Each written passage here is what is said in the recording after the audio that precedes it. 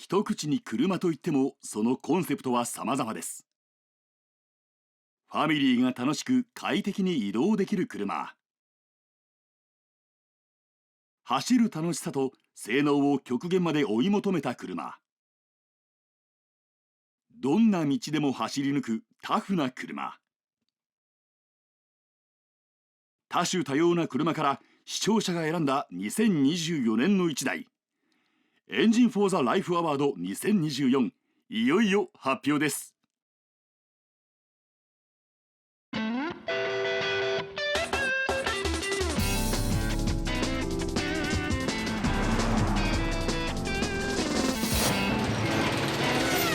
Engine for the Life。 車で行こうです。今回は2024年に番組で紹介した42車種の中から視聴者の投票で2024年の一台を決めるエンジン・フォー・ザ・ライフ・アワード2024の発表です。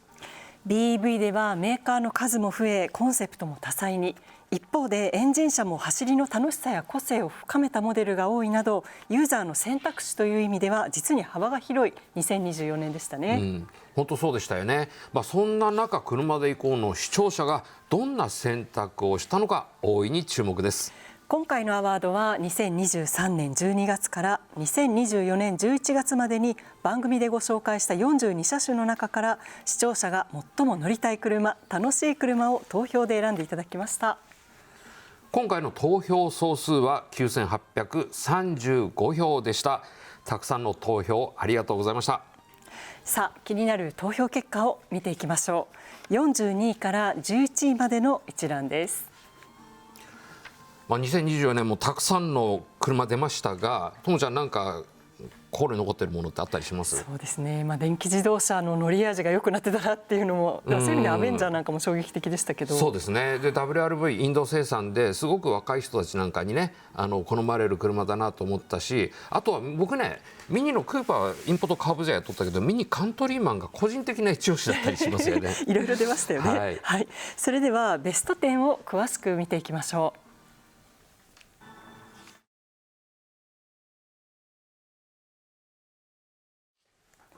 第10位はスバルレボーグレイバック。最低地上高を200ミリに引き上げ、都会的な SUV に仕立てた一味違うレボーグ。上質な走りもポイントです。そうですね。レボーグの背をちょっと高くして SUV にしたってだけじゃなくて、乗ってみるとすごくしなやかな乗り味を持っている、そういう意味でもね、都会的な車に仕上がっています。第9位はレクサス LBX。コンパクトなボディにレクサスならではの哲学をきっちり表現した一台。その魅力はクラスレスです。いわゆる小さな高級車なんですけれども、単に内装を豪華にしましたということではなくて、ボディの中、体幹の部分から鍛え上げて、それが生み出す走りの質感の高さですからね、本物の小さな高級車ですね。第8位は三菱トライトン。三菱がグローバルに展開するピックアップトラックが12年ぶりに日本で復活。新開発のフレームとサスペンションによる快適な走りも見逃せません。日本ではね、なかなか馴染みのないジャンルなんですけれども、なんといってもデザインが個性的、そして走らせるとオンロードがね、結構いい走りしてくれるんですよね。もちろんオフロード性能も高いです。第7位はトヨタランドクルーザー250。ランクルの原点に立ち返り、質実剛健を目指したモデル。伝統とモダンをテーマとしたエクステリアがその存在感を高めています。ランドクルーザープラドが高級車の方にね行ってしまった。それをやはりランドクルーザー違うだろうということで引き戻した原点回帰ということでね、この車も大人気になってますね。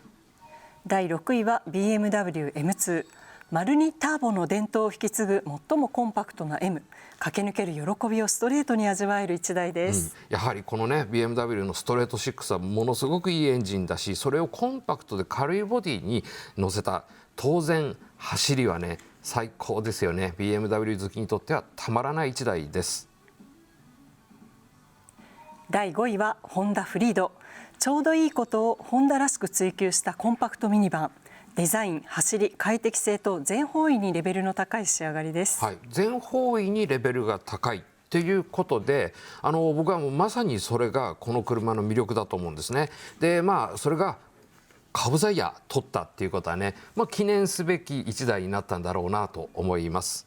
第4位はマツダロードスター。孤高のオープンスポーツはまだまだ進化を続けます。小さくて軽いスポーツカーの魅力は色あせません。まさにロードスターの一番の魅力っていうのは小さくて軽いっていうことなんですね。でそれは決して色あせないことなんですけれども、プラス、やはりハードウェアの進化を着実に続けてきているというのもこの車の大きな魅力です。10位から4位までをご紹介しました。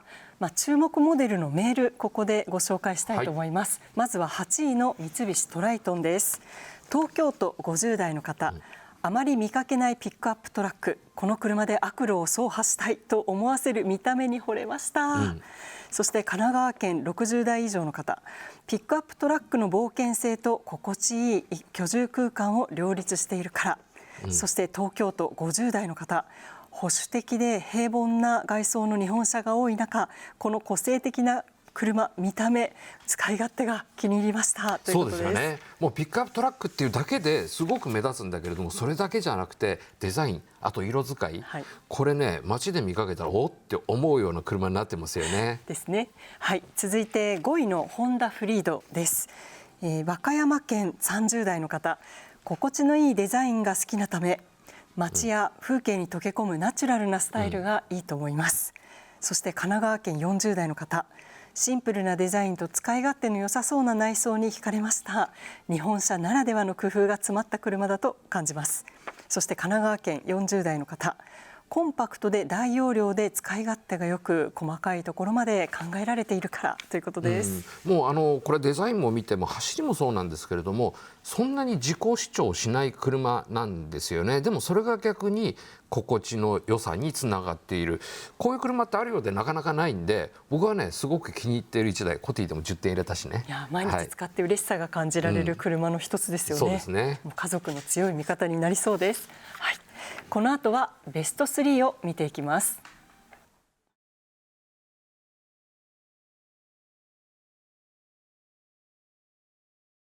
第3位は日産フェアレディ Z ニスモ。ニスモによる専用チューニングでフェアレディ Z の走りをより速く正確にした1台。3リッターの V6 ターボはその出力を420馬力にまで高めています。フェアレディ Z って標準車でも最高に楽しい車なのに、ニスモの手にかかってそれがさらに良くなってますよね。ダンスパートナーと言ってましたが、でもそこにさらにニスモの専用チューニングがあらゆるところにありましたよね。そうなんですよ。もうサスペンションもそうだし、エンジンもそうだし、オートマチックトランスミッションもそうだし、車好きが寄ってたかって Z をさらに魅力的にしたっていうね、そんな車ですよね。いや本当に素晴らしい車で、フェアレディ Z ニスモにはこんなメールをいただいています。神奈川県60代以上の方、元気のない日産が目指すべき本来の姿だと思います、とかですね。あとは神奈川県30代の方、デザインが好きなのと五郎さんが絶賛していたから選びましたという。そうだね。あともう一人、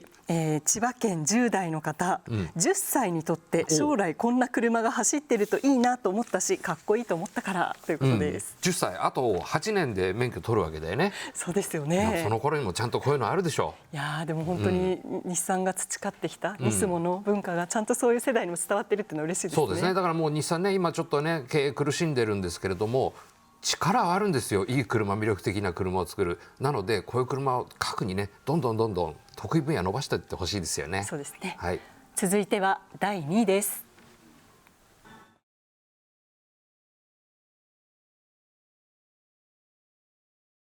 第2位はトヨタクラウンスポーツ。クラウンシリーズの中で最もエモーショナルなのがクラウンスポーツ。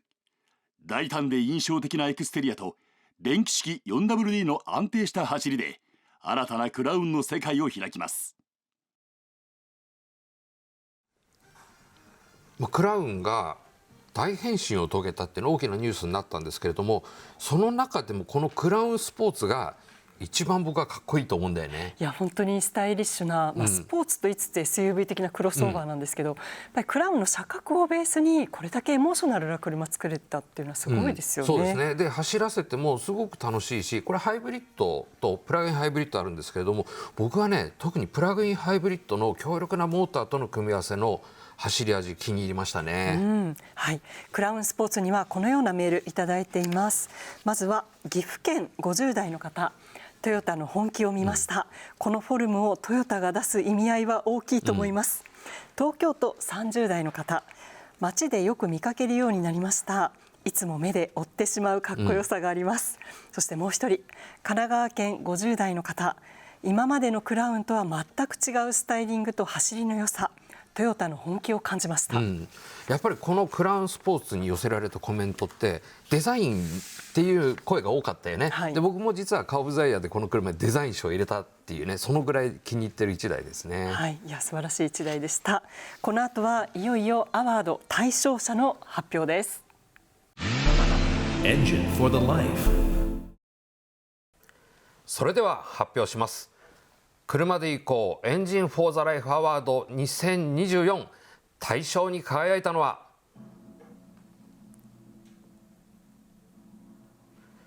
トヨタ GR ヤリスです。おめでとうございます。車で行こう2024年のアワードはトヨタ GR ヤリス。大幅なマイナーチェンジで走りのポテンシャルをさらに高めた GR ヤリス。全面刷新したインパネや新たに変速スピードにこだわった8速 AT を搭載するなど、ストイックに走りを磨き上げています。ちなみに得票数は885票でした。 GR ヤリスは2021年の大賞を受賞して以来、マイナーチェンジモデルで2度目の受賞となります。見事アワードに輝いたトヨタ自動車の皆さんにはこの番組特製のナンバープレートを差し上げます。ではトヨタ GR ヤリス試乗の模様をダイジェストでご覧ください。 Engine for the Life。 さあ今日は大幅に進化してきた GR ヤリスに試乗しています。で今乗っているのが RZ ハイパフォーマンスの8速 AT 仕様ということで、大きなニュースとして AT モデルが追加されてきたということです。とはいえ単に AT 化したわけではなくて、この DAT という名前が付けられていますが、とにかくスポーツ走行でも邪魔しない、そういう AT を目指したということです。こうやって乗っているとパフォーマンスだけ上がったんじゃなくて、よりなんか乗り味も良くなったなと、そんな印象があるのが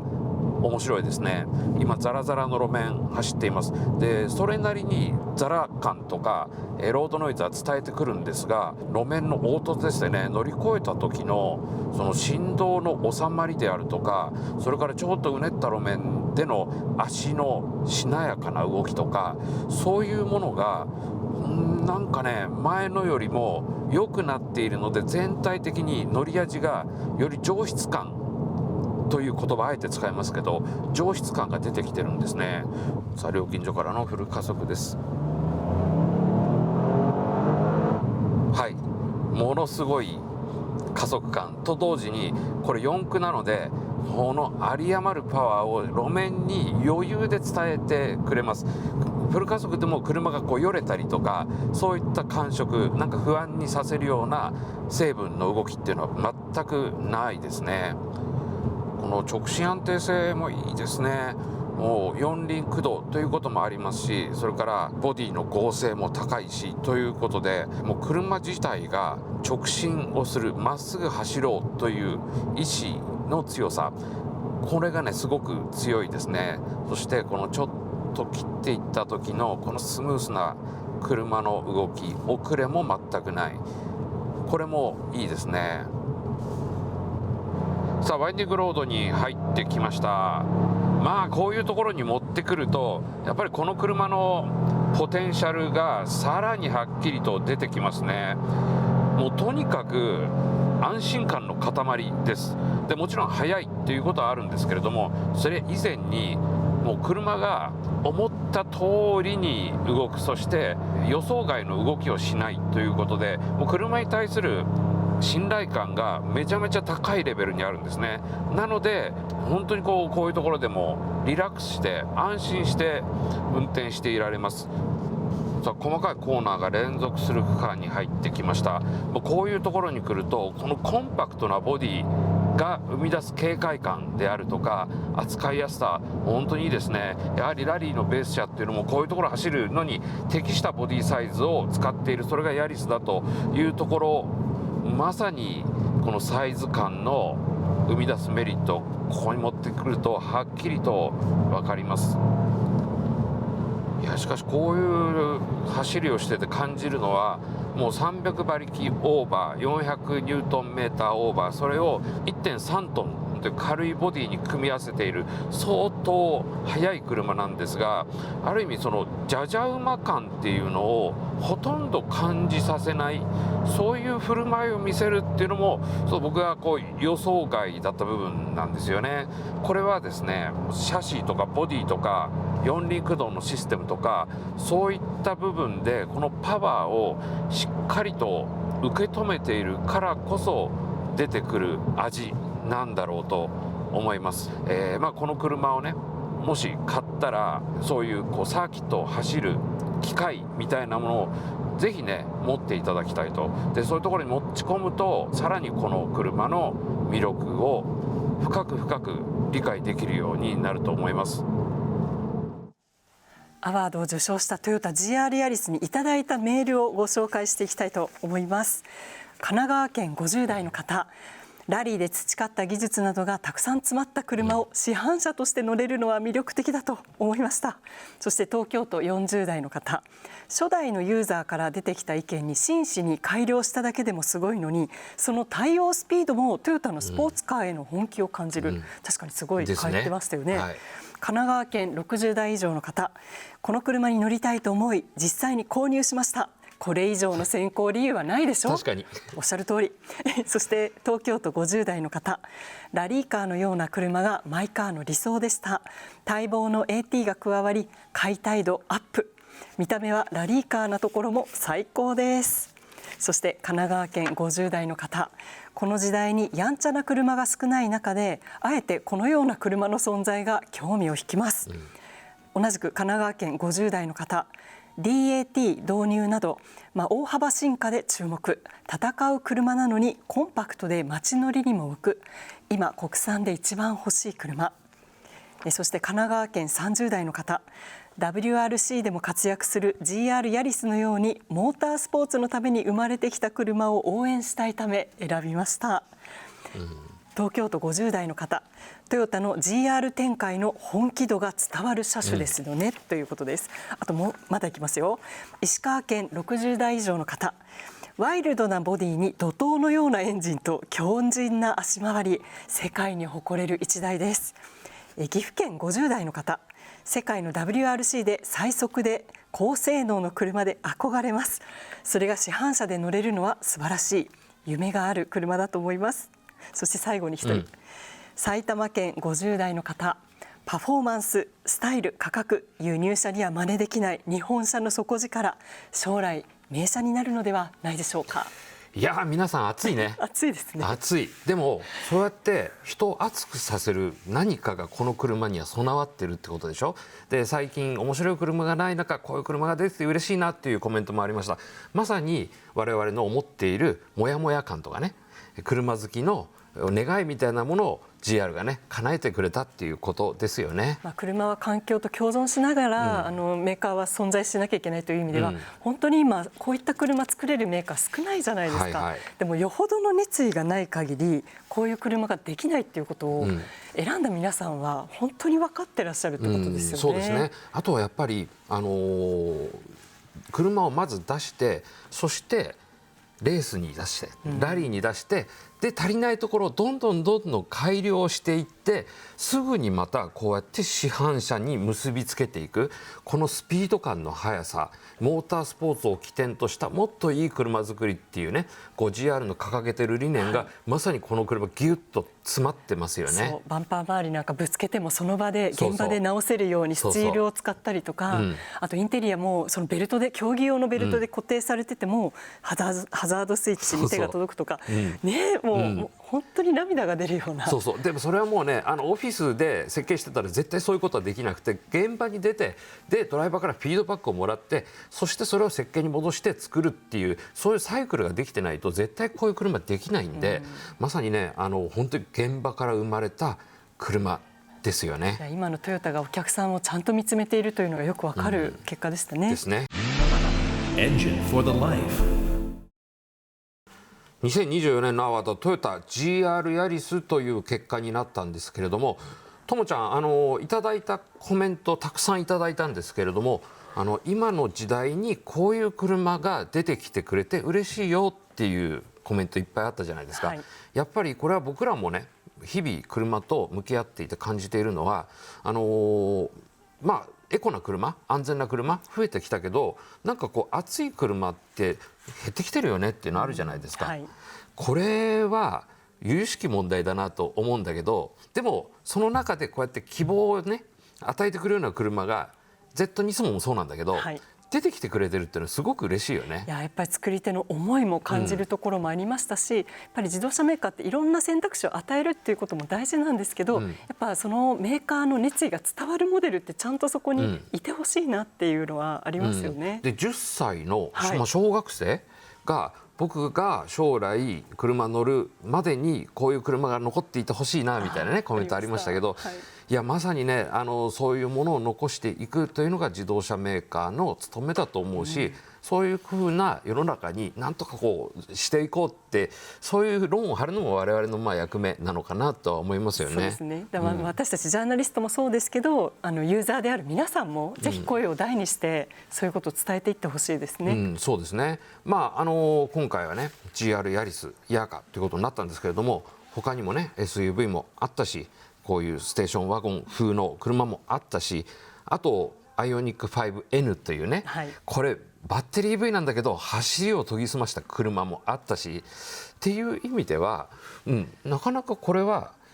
さっきはねあんまりこういい車面白い車減ってきちゃったんじゃないかって言ったけど、なかなかこれは実は悪くない状況も生まれてたんじゃないかなっていう気もするんですよね。実に振り幅も広いですし、そして選ばれる皆さんもやっぱり自分事としてもうたった1台だけ選べる車にいろんな気持ちを込めて選んでいただいてるんだなって思いましたよね。そうですね。本当にねこうやっていろんな車見てみると、そして皆さんのコメントを見てみると、車便利なもの確かにそうなんだけれども、それだけじゃなくてやはりこう日々の自分たちのね生活をより楽しくさせてくれる、そんな存在であり続けてほしいなと思いました。それではまた来週。